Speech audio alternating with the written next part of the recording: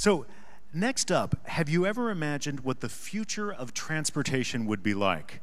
I, for one, have been waiting for my flying car for a very long time, and we have some people here to discuss the future of transport and the possibilities for the future.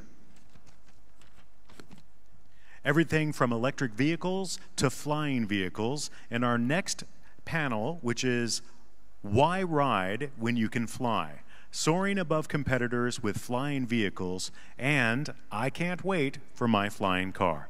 Please welcome a business development director at Embraer, Mr. David Rottblatt, and founding partner at Mission Lab from San Francisco, Mr. Matt Walters, who will be our moderator for this chat. Welcome.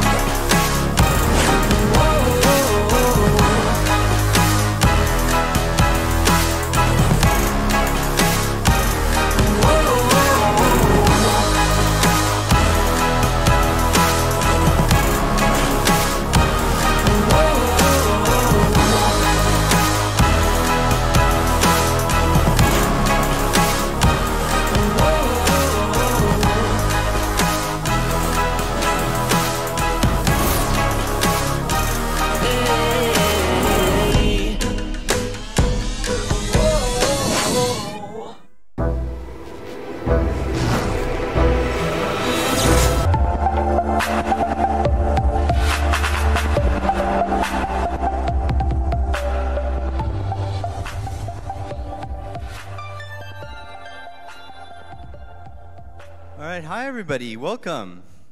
I hope you enjoyed that last video.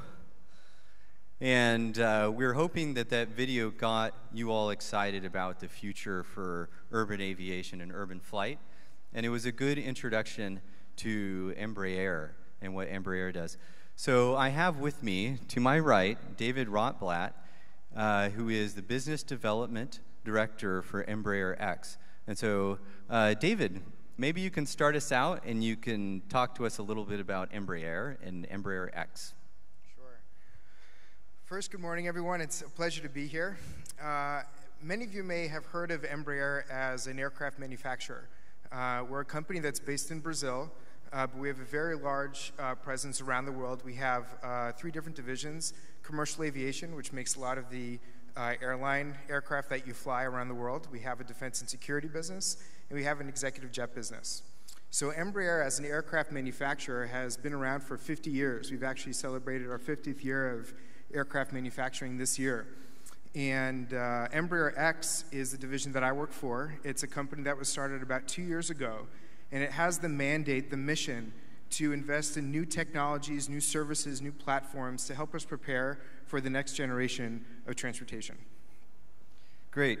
And can you explain a little bit about your strategy towards innovation at Embraer X? Sure. So the way that you approach innovation, and Embraer X is really focused on disruptive innovation, not so much incremental innovation, is we examine the operating environment of how we get around today. What are the different options that are at our disposal? We then examine the pain points. What are some of the issues that get in the way of us achieving the most efficient operation of aircraft or ground-based vehicles? What can we do to get more utilization? And so by understanding the pain points that exist in the market or the barriers that inhibit a buyer and a seller from coming together, we focus on those issues and we find ways that we can create new value by facilitating bringing both buyer and seller together, as well as creating new solutions that help us transcend some of the barriers that help us get around, like traffic, for example. Great. So the purpose of this talk is urban air mobility, and I know you have been working in urban air mobility for quite some time now, but this may be a new concept for a lot of the people who are in the crowd. So I thought maybe you could take a moment and describe what is urban air mobility. Sure. So urban air mobility means a lot of things to a lot of different people. For the purposes of today's conversation, I'll define urban air mobility as a method that has existed for really many years. It allows us to travel from one point to another point within the same city or the same region, traversing traffic so you don't have to sit in traffic. And usually this uses different kinds of rotorcraft technology or helicopters. And the value proposition is time savings. So in big cities around the world, like New York City, Los Angeles, Sao Paulo, there are a lot of different products that have been available for really many years. And the idea is you would get into one of these services that offer helicopter flights to go from point A to point B and get home much quicker, and you can do other things with your time besides just sitting in traffic. And so that's really a value proposition that the urban air mobility industry has been selling for many years. The idea that we can achieve time savings, we can find other ways to go from point A to point B if those resources are available in your community. And so one of the things that Embraer X has been investing in is what's referred to as an electric vertical takeoff and landing aircraft, which otherwise known as an eVTOL, is the next generation of urban air mobility. And so we're very excited to be investing in this space, and that is what you may have heard of in terms of the next generation of what's being referred to as the urban air mobility industry.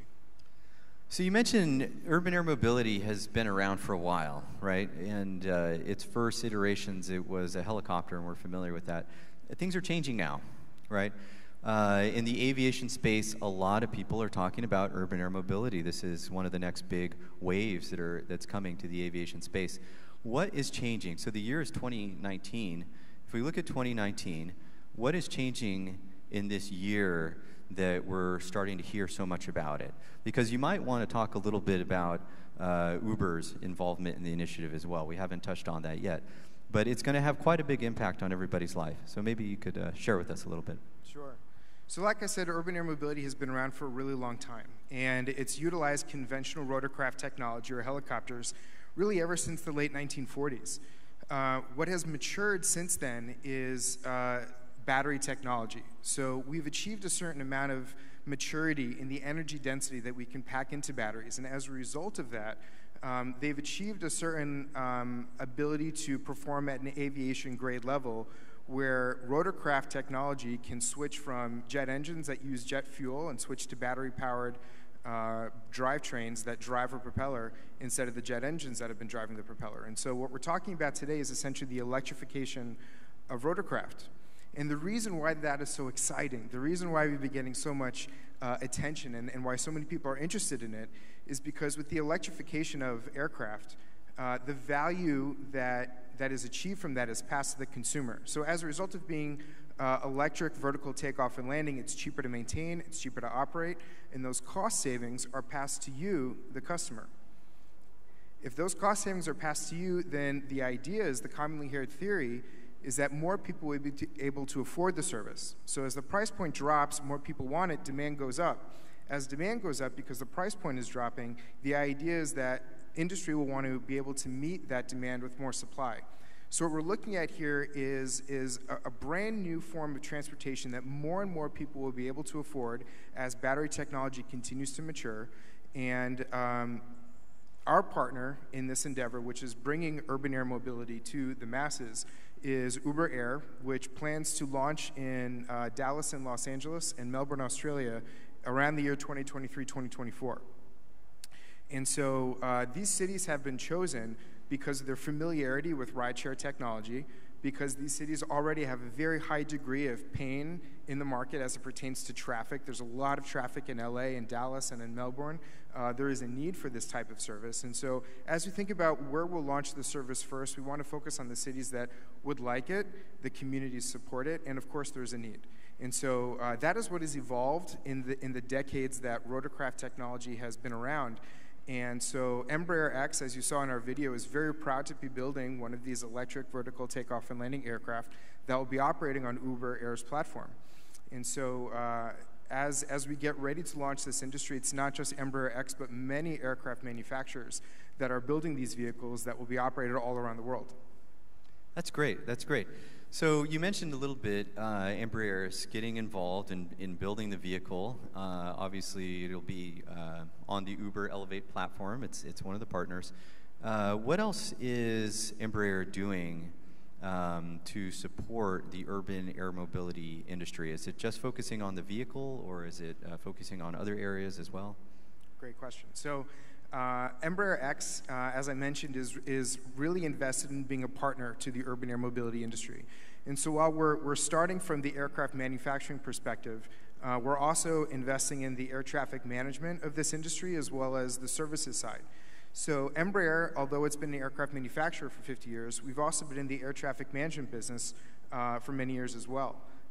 Through a wholly owned subsidiary that Embraer owns called ATEC, which is also based in Brazil, we've been creating the air traffic control technology that the air traffic control agencies use in many countries in the Americas as well as in Asia, including India, to perform their function of separation and flow management of airliners and general aviation. And so we're partnered with our subsidiary ATEC in order to understand what is the operating environment that the urban air mobility industry will require in order for it to successfully grow and to grow safely. We've learned in cities like Sao Paulo, and what's very interesting about Sao Paulo is that it's actually the world's largest air taxi market. We've learned a lot in that city because although it is the world's largest air taxi market, there are certain procedural limitations that the Air Traffic Control Agency in Sao Paulo places on the amount of flights that can fly at any given moment. And so we were inspired by the Sao Paulo example, and we realized that if we don't do something to help Sao Paulo change their procedures, and really all of Brazil, to change how they look at air traffic management in order to prepare for the urban air mobility industry, the Sao Paulo example may replicate itself all over the world.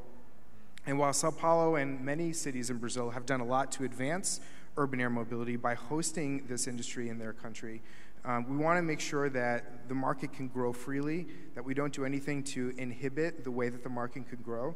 And it's by investing in a new paradigm of air traffic control, which we're currently doing in order to help this industry grow, that Embraer X and our subsidiaries are invested in being more of a partner to the urban air mobility industry. So we're really excited about it. That's great. And you mentioned this a little bit. My next question is, you saw the vehicle. I get really excited when I see that vehicle. And David mentioned that he had that video to share with us. Actually, that's a relatively new concept, so we're privileged to be able to see it. Someone like me, I'm an aviation enthusiast. I love to fly, to be able to travel. And it just seems like, to a certain extent, I'm ready for this to happen, and yet it seems like a really big difference for me just to use my phone, push a button, and all of a sudden I'm going to get in a flying taxi. What can you tell me or tell us about some of the challenges that are facing the industry for it to be the case that, by 2023 that will happen? Sure. So I think technologically speaking, we're very well prepared. Embraer is pulling on over 100 years of aircraft manufacturing heritage. The world has really been flying for almost 115 years, and as a member of the community that builds and provides aircraft to the world, there's a lot that we've learned from. There's over 80 years of rotorcraft heritage that we're also learning from, and obviously air traffic control today works very well. So it's not so much the technology that's going to get in the way. I think one of the things that manufacturers, platform providers, as well as community facilitators really need to focus on if this industry is going to come to fruition the way we all hope it will, is community acceptance. There has been a recent learning that I think everyone has had. If people in the audience are familiar with Los Angeles area, there is a really great airport north of LA called Santa Monica Airport. Santa Monica Airport recently had its runway shortened, and eventually the airport will close because people are afraid of the noise. They don't like the aesthetics of aircraft flying over their homes. They don't like how it sounds.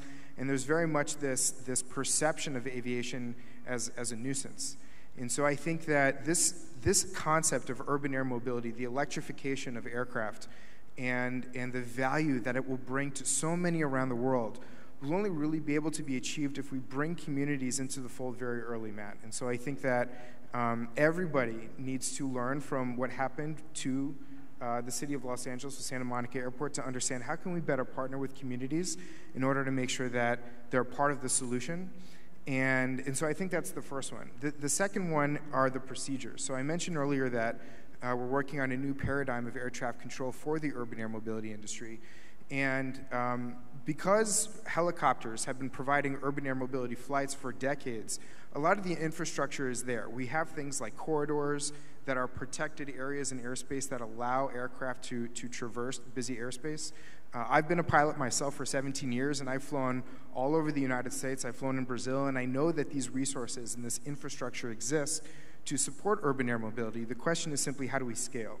And so I think that by tackling some of the procedures that currently exist today for conventional rotorcraft operations and figuring out how can we grow those, how can we adapt those to create a more favorable operating environment for what the urban air mobility industry will look like 10 years from now, I think that's the next challenge. And so Uber has said, for example, that at scale, they envision one takeoff or landing from one of their skyports or vertiports, one every 24 seconds. And so that looks like busy operations at Bangkok International, at Sao Paulo, at JFK, and LAX with parallel runways. So that's a very busy operation at scale. And so we want to make sure that we're doing as much as we can in order to create the environment to allow this industry to grow so that whenever you want a flight to go from home to downtown, from the airport to downtown, it's there and it's waiting for you. That's crazy. That number is so high. So many of these aircraft will be in the sky. And we talk about that. How soon is this future? You know, because I get very excited about it. What sort of time frame do you look at for these aircraft just being tested to then be commercially available to widespread adoption? So, as I mentioned before, urban air mobility is not new. It's been around for many years and it exists today. In cities like Sao Paulo and New York, for example, and even in the Philippines, there are apps that are available today where you can book a flight on an app and a conventional helicopter is waiting for you. Blade in New York City, Voom in Sao Paulo and Mexico City are just a few examples of those. But what we're talking about, which is the electrification of aircraft and when that will be available for everyone, we're targeting, as an industry, 2023, 2024. There's a lot of manufacturers in this space, and everyone is developing their version of an electric vertical takeoff and land vehicle on a slightly different time frame based on how they want to build their aircraft. And so I think that there are aircraft that are ready today. And so, for example, Volocopter is getting ready to go to market in Singapore this year. There is a company called Z-Aero, which has been testing an autonomous version of an electric vertical takeoff and landing aircraft or a short takeoff and landing aircraft in New Zealand. And so there are many manufacturers that have been testing their experimental versions of what they'd like to bring to market commercially. But I think that this will start to become more of an ubiquitous service, more of an asset that will be available to everyone in a more common sense, perhaps around 2025. But if you go to Dallas or LA, the idea is that you'd be able to experience this as early as 2023, 2024. And actually, Airbus just came out, I think it was yesterday, and said that they're planning on providing an electric vertical takeoff and landing aircraft to prepare for the Olympics in France in 2024, if I'm not mistaken. 2024. And not just LA, Melbourne, Australia as well, to go and to try this. So you mentioned autonomous. So that's a whole different thing. Autonomous versus electric. So are these aircraft going to be autonomous, or is that something that you're working toward? How is that working? Sure. So there's a lot of autonomy that's already, or a lot of automation, I should say, that's already available in aircraft today. We have things like autopilot. We have things like auto land.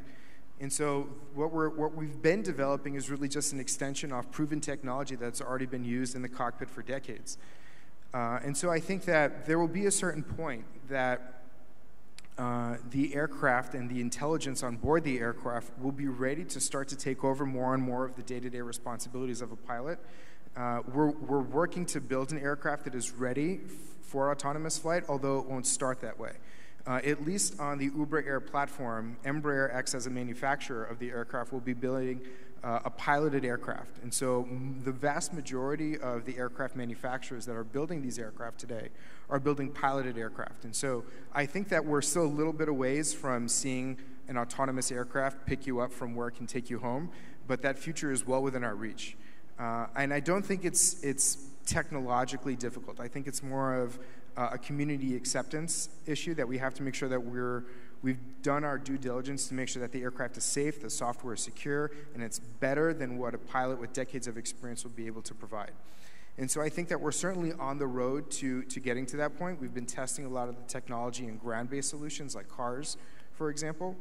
And so I think that as the technology continues to prove that it's safe, as the data suggests that it is safe, what behooves everyone in this industry in order to bring autonomous aircraft, autonomous passenger-carrying aircraft to the market, is to make sure that we're taking data-driven steps, making data-driven recommendations well after we've proven that it's safe, to make sure that the regulators are ready for it, air traffic control agencies are ready for it, but most importantly, you, the passenger.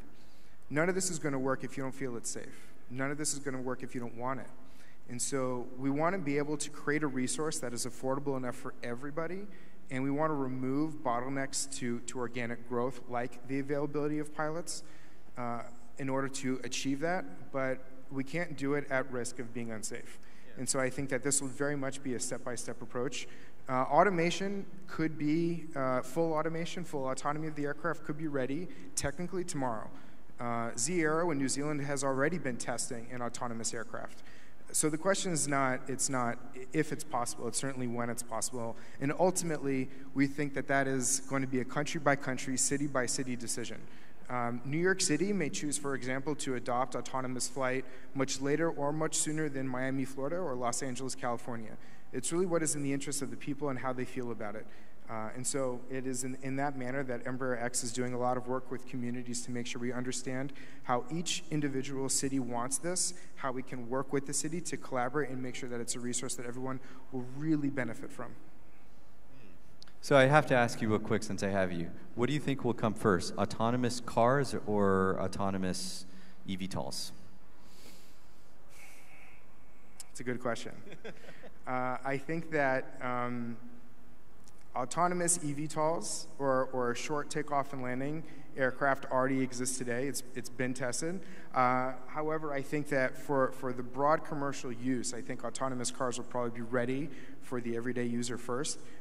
There are certainly cases where autonomous trucks have already been able to deliver beer. There are some cities where autonomous cars are already being able to pick up people. There are certainly autonomous trains at airports and in places like theme parks around the world that are already working and operating, but they're in very closed and protected environments.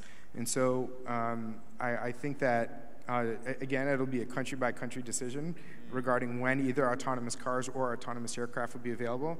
But I like that question because it brings up, I think, a common misconception, and that is that a lot of people assume that what happens on the ground can happen in the air. That if an autonomous car is safe, we can just lift and shift the technology that we've proven for an autonomous car and put it in an aircraft.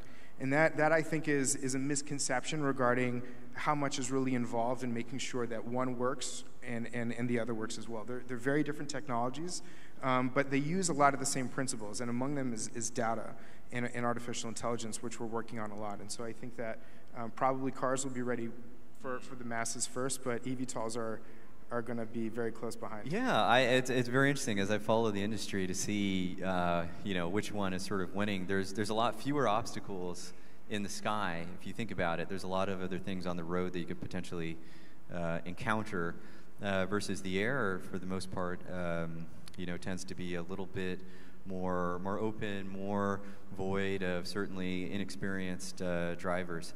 So you've mentioned a couple times this idea of community involvement and why it's so important. And so I would love to hear a little bit more.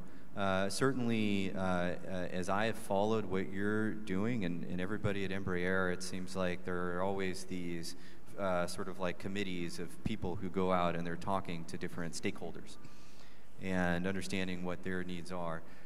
Community is one of the most important stakeholders. So I'm wondering if you can share why community? Why is getting the involvement of the community so early on? We don't even have these planes in the sky yet. Why is that important to do? Sure. So I think that community involvement, not only because the communities are the real customers here, and they're the ones that will use the service every day, and we need to understand how to make it valuable for them, but also because noise is such an amorphous concept. In cities like New York City or Bangkok, for example, the ambient noise level is very high, people are used to a certain degree of noise. There's always cars and trunks honking their horn. There's the buzzing of the city. There's the excitement that brings with it noise. However, in more rural environments, especially around the Bay Area of San Francisco, there's a lot of communities that revolve around the big city, but they tend to be a lot quieter. And people pay more to live in a quieter place because they enjoy that peace and quiet. And so one of the use cases of urban air mobility is to be able to pick up people that reside in a community that frequently travel or commute to downtown on an everyday basis. So how can we make sure that the noise level of these electric aircraft are below a certain amount that makes it more comfortable for people? Right. These aircraft will be flying over people's homes, they'll be flying throughout their neighborhoods, and the idea is the closer these aircraft can land to your home, the more convenient it is for you, the customer. We don't want you to have to get in an Uber and travel 20, 30 minutes to get to your closest vertiport. We'd like it to be a matter of minutes. And so the more that we understand how communities will use this research, the resources, the research that we're doing, the better the outcome will be. And so I think that understanding how adoption can work, which will vary community by community, city by city, is one thing that we're focusing on. The second thing is just the noise research. And the third is what that community wants to use this resource for, whether it's going downtown, whether it's intra-city or intercity travel, and then we'll make sure that we have the right vehicle for it. Embraer X is building an electric vertical takeoff and landing aircraft. It'll be 100% electric. And our peers in the market, for example, Bell is building a fantastic hybrid model. And because it's hybrid, it will have a different use case. And of course, conventional helicopters won't stop flying. They will continue to offer flights as well. And so what we're going to be seeing is an increased segmentation in this market of the type of aircraft that perform certain missions and where those aircraft are allowed to fly. So maybe conventional helicopters will continue to fly in cities, but they won't be allowed to fly in rural and suburban areas because communities won't want that. Perhaps for that particular mission, eVTOLs will be used. And so by understanding the mission, what will these aircraft need to do, and what will communities want, we'll be able to choose the right aircraft for that mission. Right. As you're sort of saying this, you're talking about it, I have in my mind sort of like roads in the sky. You know, you can sort of see as these vehicles are flying, they're not just flying anywhere. They're sort of pathways because maybe there's sensitive communities they're not supposed to be flying over. But that is very interesting. And you touched on this a little bit, but what do you think some of the use cases will be? Is this going to be the type of aircraft that people commute to work in, or is it going to be sort of a once-off type of thing? How have you guys thought about it? Sure. So ideally, the objective is for this to be a resource that you use every day for your everyday commuting. I think we all envision, at least at Embraer X, we envision a future in which owning a car is a novelty. It'll be something of distant memory. It's an expensive thing. It takes up space. It takes up time. The amount of time that you spend in a car every year, for example, would be a very interesting number. In some cities, it's as much as a week. The individual spends a full week in their car every year just sitting in traffic. And so we envision that eventually people will subscribe to a ride-share service that provides this electric vertical takeoff and landing resource to you to commute every day, and you won't need to own a car anymore. Imagine all the things you'll be able to do with your time instead of sitting in traffic driving. And so one is certainly commuting back and forth. The second, of course, is medical transport. That is one of the current use cases of helicopters. What helicopters are used for today is to be able to bring someone to a local hospital very quickly within a certain range. The third, of course, is being able to go to the airport and back. I think as someone who works for a Brazilian company, I have to go to Sao Paulo a lot. And I'm sure many of you have experienced a similar frustration that I have in Sao Paulo, which is going to the airport here. It's the same in Bangkok. It's the same in Bangkok, yeah. And so I've spent as many as 5 hours in a taxi going as few as 20 miles to get to an airport. And that's just because traffic happens.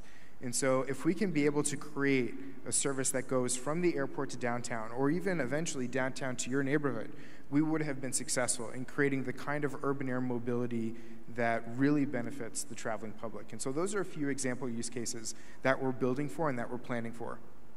Great. So, I mean, this is a tech conference. There's a lot of startups, a lot of entrepreneurs in the audience. Is there a role for the tech startup entrepreneurs in the urban air mobility ecosystem?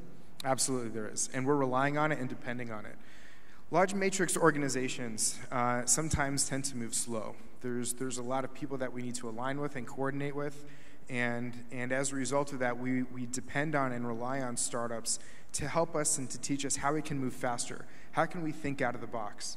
And so Embraer X is dedicated to building what will be called the Embraer X Innovation Partner Program. And very soon, my objective is at the end of this year, and that's because I'm building it, we will be able to open the doors to partners that want to work with us to co-create solutions with Embraer X.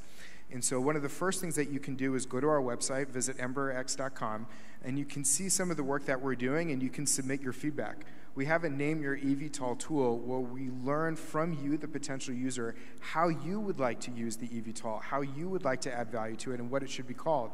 And we're taking that feedback from all around the world, and we're using it to inform how we should design the aircraft. How should it be most useful for the different types of people that will be using it, whether it's for a handicapped person, whether it's for someone that's tall, someone that's short, whether it's for a family, whether it's for an individual. One of the virtues that Embraer X uses is a design for all perspective, and we want to make sure that we're including as many people's feedback in it as possible. And so in order to bring this future to reality, we're depending on startups to get in touch with us, and please get in touch with me. I'll be around here all day today and all day tomorrow, and you can come up to me. I'll be happy to give you my card, and you can share with me how you think your technology would be great in order to bring the urban air mobility industry to Bangkok, to Singapore, to New Zealand, to Miami, Dallas, LA. We're ready for it, and we're excited to work with you. Very exciting. So I guess last question. Do you invest in startups as well? Embraer X does invest in startups. Embraer X invests in startups. And I think that the best way in order for us to get to know you is first for you to understand what it is that we're building, what it is that we're focused on. Like any company that has a very specific mandate to build a certain future, we're very specific in terms of the technologies that we're looking for in order for us to be very focused on the project at hand and deliver that project. So please again get in touch with me. Let me know how you think you could partner with either our air traffic management initiative or our vehicle team, and I'd be happy to talk to you more about it. Well, that sounds great. So David Rottblatt, thank you very much for spending some time with us and talking to us about urban air mobility. Thank you. Thank you, Matt. Thank you, everyone.